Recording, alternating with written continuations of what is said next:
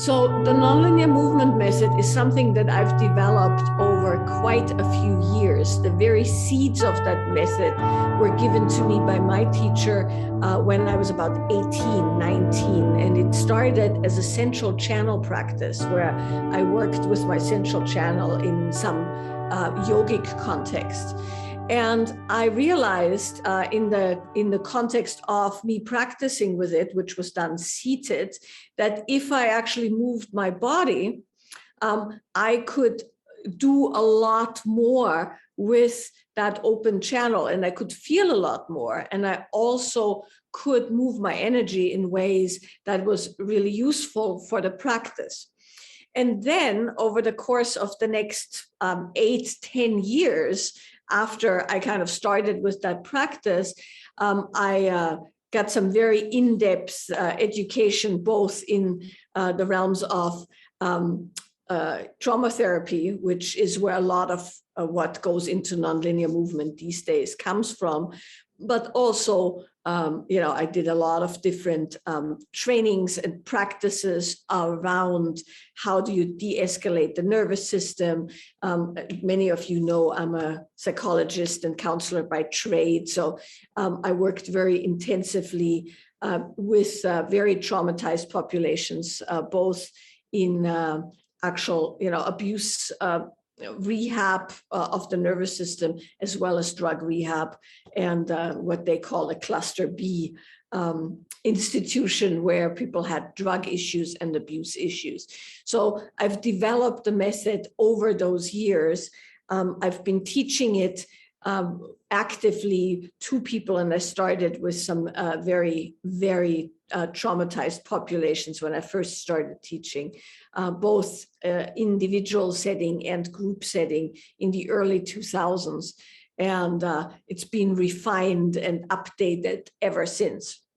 And in about 2014 or so, we started actually teaching it. 2016 is actually not 14.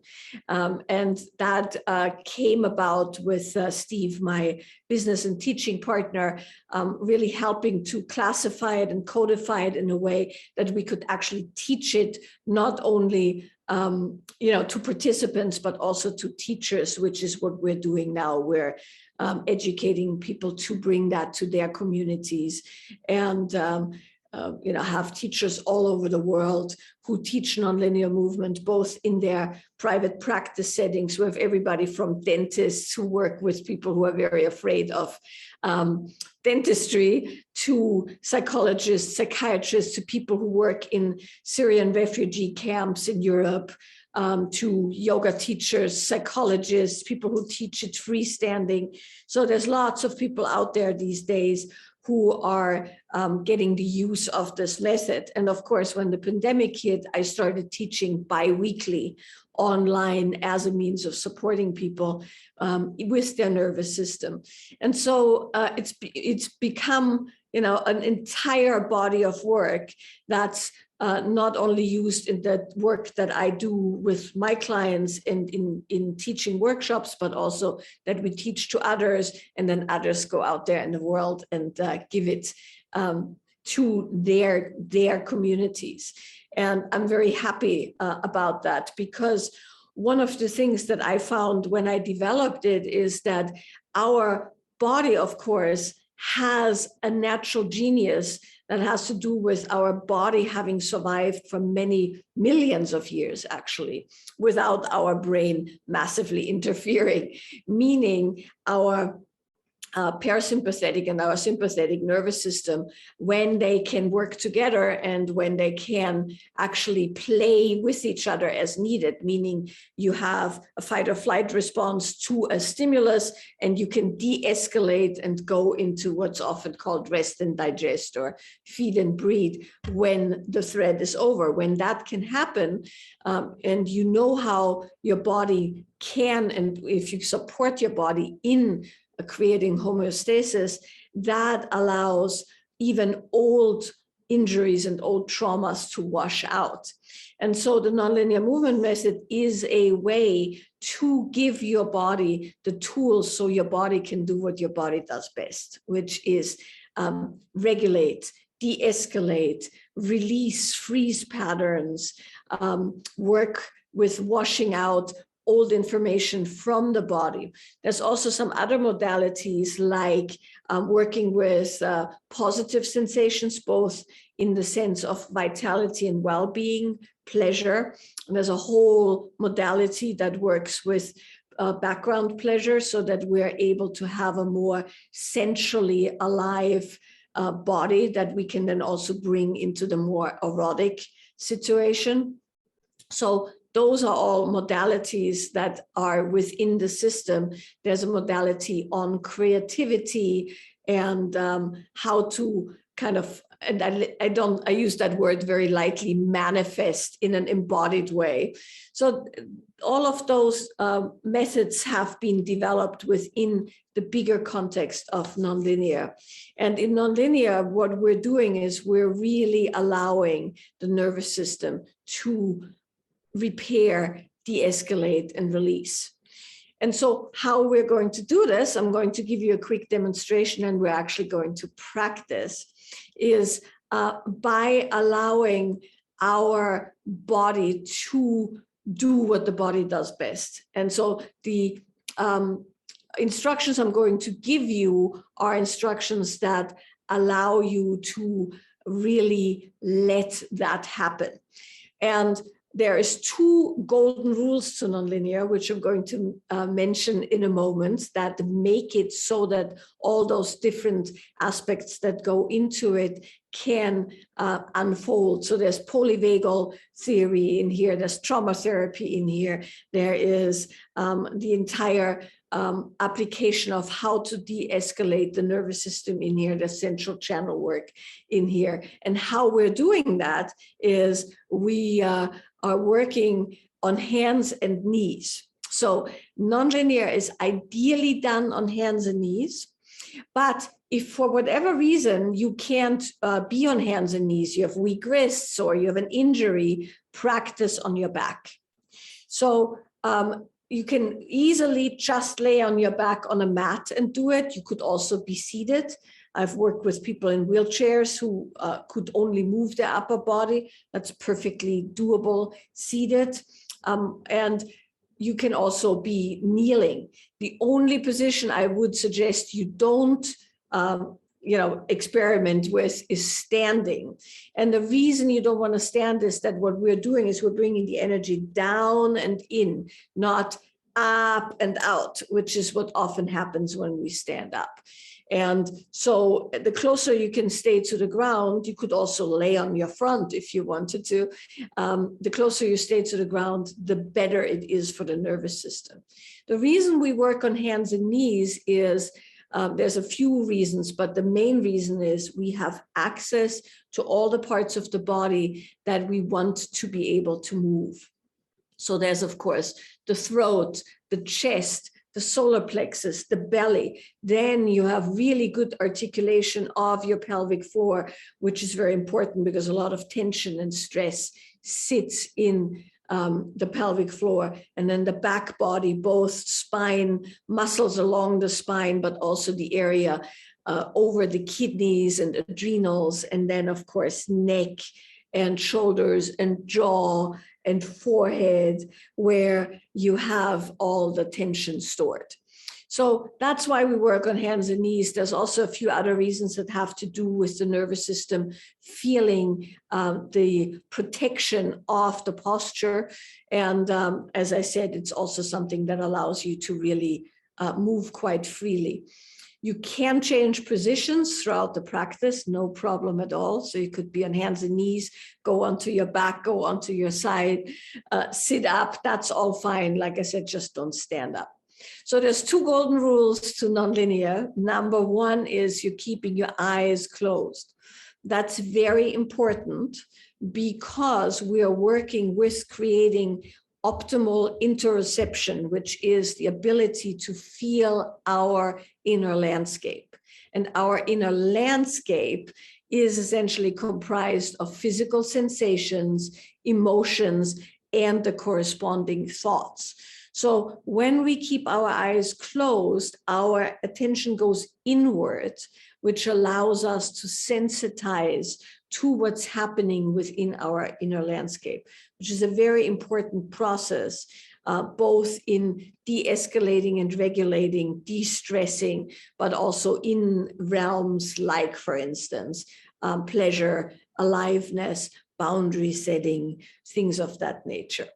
So your eyes stay closed. Of course, if your eyes pop open, just close them again. It's not, it's not like somebody watches you, but just notice that when your eyes open, typically that means you're starting to have externally referenced thoughts. So you're keeping your eyes closed. And you're also going to keep one part of your body moving. So you can always just move a finger or a little toe or wiggle your back a bit. So however you want to do that, that's entirely up to you, but keep one part of your body moving. And that's really, really important. And by the way, because I see some of you taking notes, there is a full-length intro of nonlinear on the website. So you can always revisit this part, and we're probably also going to publish this part so you can revise the information, so you don't have to worry about making in-depth notes right now. On the website, by the way, also is instructions for a home practice, which I'll talk about later, playlist. There's always the ongoing classes. There's a link to the next teacher training, which is March 12th. There is a link to our certified teachers and to the nonlinear website. So there's an enormous amount of information.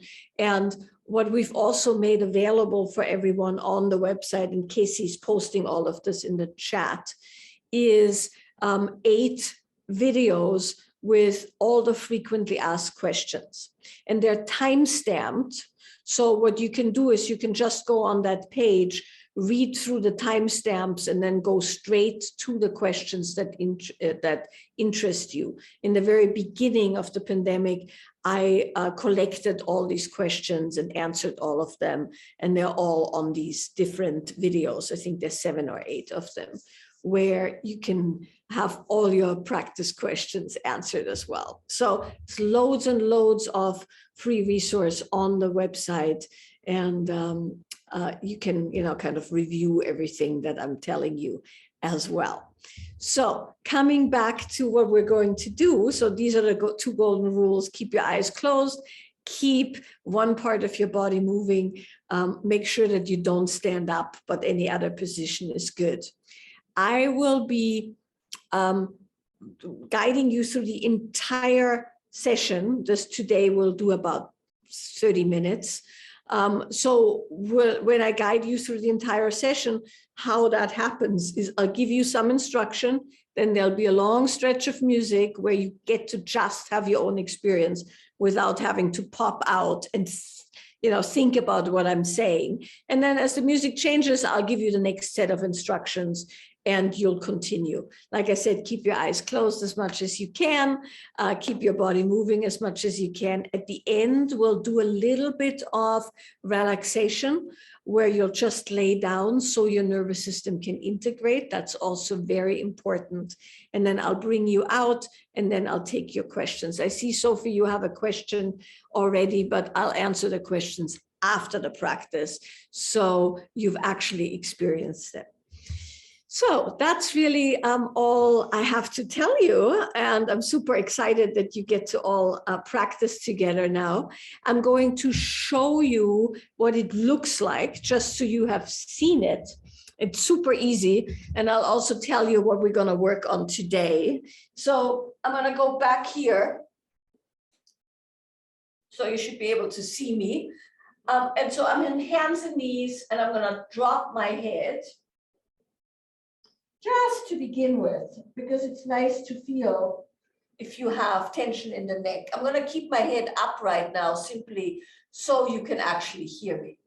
So what I'm going to do first is I'm going to feel something in my body. And I'm simply going to move with whatever I'm feeling, which is the modality we're doing today first. So moving what I'm feeling means I'm simply following sensations in my body. So my lower back feels a bit tight from sitting.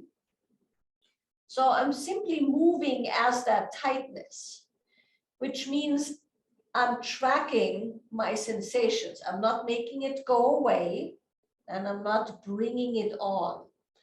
I'm just moving with whatever I'm feeling. And as I'm moving with my lower back tightness, my chest actually opens up. So now I'm just moving through my chest. And there's some tension in my neck, so I'm moving with that.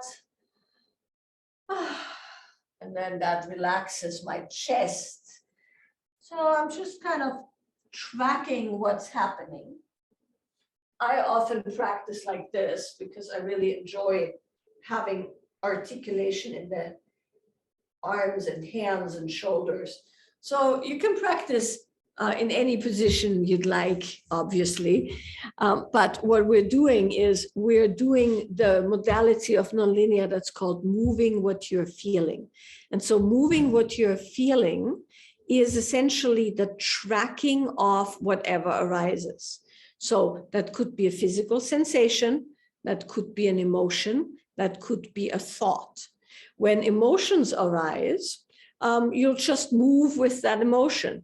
If you feel numb, you move as numbness. So it's the tracking of what's happening versus imposing something else on it. So you're not making it go away and you're not bringing it on. You're simply tracking physical sensation and emotion and thought as they arise with your movements. So it's very, very simple, but often we're used to moving to make things go away, or we are used to moving so we feel certain things. This is the reverse. We're tracking, and as we're tracking, we become more and more sensitized to what's happening. And then eventually I'll guide you into a moment of release where you're actually working with letting things go. All right, welcome back. So that was a bit of an introduction into some of the modalities. So we did moving what you're feeling, which is really one of the most important practices you can do for your well-being as a means of really connecting with your interior landscape. And then we did a bit of release, and we also worked a bit with feeling our heart and how our heart moves our body. So those were the things we did. Before I take questions, I just wanted to say that I do teach this regularly. So every other week, there's 2 sessions. One is for the kind of general European, UK time zones in the US. The other one is US as well as Australia, New Zealand, and some parts of Asia. So I always do one of each. That's also true for our teacher training. We run that twice in a day, so people can be on live in all time zones. And if that's something that you want to consider, either because you want to teach or because you want to deepen into the method, we call it a teacher and practitioner training, because about half the people just come to deepen, half the people come to actually teach. That's also run in 2 time zones, so you can do it during your daytime, wherever you are, pretty much. I wanted to answer some questions here, and the way we're going to do that is you can either type in the chat function. I'll read that in a second. You can also raise your hand, which Sophie, you already raised your hand earlier. I don't know if you still have a question. Anybody else who wants anything, you can just, let me know by chat or raising your hand. Slavik, was that a raised hand or? Yes, you can unmute yourself. All right. Hello. Hey, Michaela. I have a question about my daily practice, a bit of nonlinear. it's not even maybe it's even a more report than question. So I started to stretch for some other reasons, some parts of my body, and weird feelings accompanied that stretching. It's hard to say emotion, but something was happening as I was stretching those stuck things. And I noticed that in daily nonlinear, my body just goes there on its own to that stretched, a little bit of openness, and that's not even a feeling, more like energy that happens, and it actually influences other parts of my body that open on the other end, which is which is interesting. Mhm. And the other thing that shows up is like pushing against some resistance. Like there are some positions where I want to push against the floor, and those things are actually less of a movement. They often go into like, you know, pushing to get some resistance, and that feels certain way, and just opening in some other way. I don't know, what are your thoughts on like incorporating this like stretched openness and non-linear and going there, or just to keep it separate? And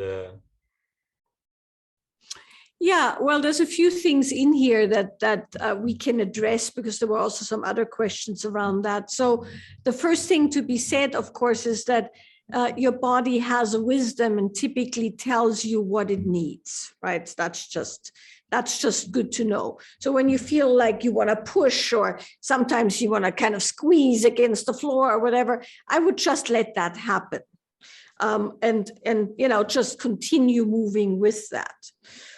I also want to say that we sometimes have habitual ways of overriding what we're really feeling, or the sensations that are happening.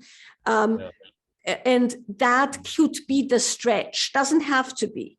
But sometimes people go into habitual movements, like they do yoga, so suddenly they're in a downward dog in the middle of, you know, nonlinear, or you have certain stretches that make you feel like you're accomplishing something, versus just allowing that, like you said, there's this weird stuff that happens in the body to actually happen, right? And move as that feeling, because the stretch kind of makes it go away. But the stretch also can, of course, have other feelings arise. So you'll have to just experiment with that. It can be either or. It can be either what your body really needs to do, or it can be a bit of a bypass. Both is fine. It's just good to know what's what. I also want to say, somebody was saying here earlier in the chat that they felt they were stuck to the floor and it was really hard for them to move. Freeze, of course, is a mechanism that is specifically designed to immobilize your body. And it's designed to immobilize your body in moments where that's appropriate. So freeze, for instance, comes from a time in human development where you had to hide in the tall grass in order to not be noticed by animals or marauding tribes, right? So what happens in freeze is your breathing goes down, your affect, so your movement goes down, your everything kind of slows down, and your legs and feet and everything gets really heavy. And that's part of freeze. And when we want to kind of excavate old freeze, often what happens is when you do something like a stretch, or when you do a movement, you can feel, you know, like some of that thing that kind of holds you down. And that might be also why you push against and stuff like that. And that's just good to notice and continue moving, and maybe shake your body a bit, and, you know, kind of loosen things up without super intensifying into a stretch. So that's all possible. And that's all part of what happens when you allow, you know, the body to give feedback, and when you actually sensitize to what your body does. The last thing I want to say about when you say you do something and something else opens up, I'm sure you probably know this, but within the fascia of our body, the fascia being that kind of coat over the muscles. You sometimes see that on a chicken breast, that kind of weird skin stuff that's on top of the chicken breast. That's fascia. We have that over our entire muscles. Fascia holds information, and it holds information both traumatically and also, in body function. And so we have what they sometimes call anatomy trains, where there's connections all through the body, where you do something on the left knee and something opens up on the right shoulder or so. That's completely normal. If you want to look into that, there's an entire book on anatomy train, TRAIN. So that's something that you might want to check out. And that's, by the way, also what Rolfing addresses, for instance, and some other somatic modalities, where you're essentially working on getting stuff out of the fascia that's stuck in there. Because, of course, as the book with the same title says, the body keeps the score, meaning the body keeps things really, stuck where it's needed to counteract an injury or counteract a sensation. So I think that's where I'm going to leave it for a moment, and I'll take one more live question. Thank you very much. And I'll also see what's happening here. Yeah, just a few general things. If you feel things like nausea, that can be part of trauma release. It can also be part of your breathing, kind of reversing and things like that. I address this in fine detail at least 5 times in the frequently asked question videos, and it's worth checking it out, because that happens for most people when they really go into the body. And also in that frequently asked questions section, I talk about burping, farting, spitting, all the kind of interesting things that happen in the body when you're actually moving. And also, there's things that have to do with how the body regulates that produce certain bodily responses, and that's all perfectly fine. So yeah, that's what I want to say here. Philip, I'll take your question and then I'll see what else is in the chats. Hello.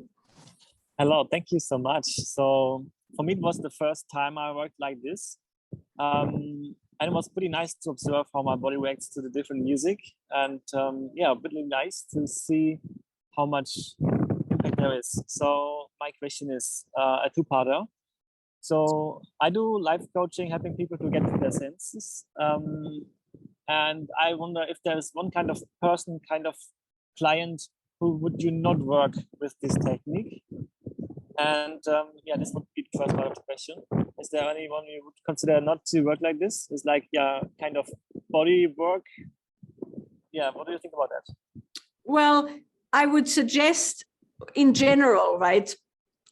So what I did here is I gave you an intro. There's a lot behind it, as far as if you would want to work with it, I would suggest you get the full training, because there are certain things that are to be known. But in general, I can tell you that I've worked with super traumatized people who just came out of psychosis and things like that. It can be done. The reason I'm saying it requires a bit of knowledge is that there's a very specific principle that's non-imposition, right? And non-impositional facilitation, that when you know how to do, you can work with pretty much anyone. Yeah. There's only 2 exceptions, I would say. One is somebody's psychotic, meaning they have lost all connection with reality and their body. So I wouldn't do that. And then, of course, the other one would be somebody who is in some acute distress that first needs some other intervention, right? Meaning they have, blood gushing from their head or something like that. Trauma release at that moment is secondary to getting stitches. But other than that, we've had some of our practitioners have given birth and done nonlinear during labor. Like I said, I've worked with people in wheelchairs. I've worked with, there's one of our teachers who works with women who are all in their late 90s and who are all Holocaust survivors, and they're all in one retirement home, and they come on their little stretchers and they're in their wheelchairs and they're doing nonlinear movement every week. And it's the second one you already kind of tapped to. So I was thinking this, what we just did is probably just the tip of the iceberg. Yeah. And I'm pretty much considering taking the next practitioner course. So what else can I expect on top of that in the practitioner course? Well, in a practitioner course, you're going to learn 4 distinct modalities, how they're used, how they affect the nervous system. You get scripts because there's very specific language that allows the body to do what it does. You get training in embodiment, what embodies somebody, what are the barriers to embodiment, teaching philosophy, background on all the modalities, training on how to teach, training on how to facilitate, hold a good container, business training. So it's an entire course. And I believe Casey posted also the link there. And if you have questions, specific questions, just reach out and I'll just dialogue with you. So I think see you there. Thank you so much. Yes, and it's also just to say that we'll have personal interactions with both of us. And there's also required practice. So you'll be doing it every day and logging it and reporting on your progress. We'll have Q&As in every session. So you're actually getting lots of one-on-one attention. So it's not a cookie cutter, sit there and listen to a recording thing. I teach live in every session. So then I make my decision now. But thank you so much. See you then, Philip. All right.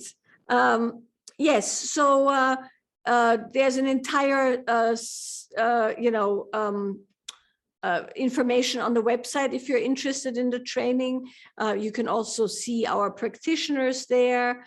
There's all kinds of stuff that we can let you know about if you just reach out to the office, workshops@michaelaboehm.com. We'll send you a follow-up with where to find the playlist and everything. I saw there were some questions around that, and we'll make sure that you are amply supported with also the home practice instructions. And thank you. I'm so appreciative that you spend time with me here. It's morning in California. Good night to you in Europe, and see you again soon. Bye.